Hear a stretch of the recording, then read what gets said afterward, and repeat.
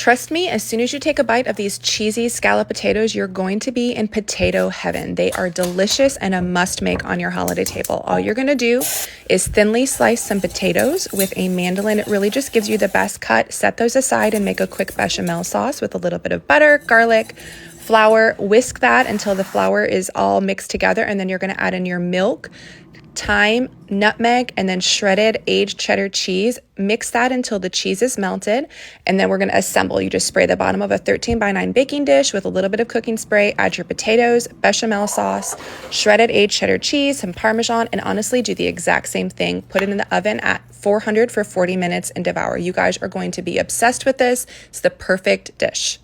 So good.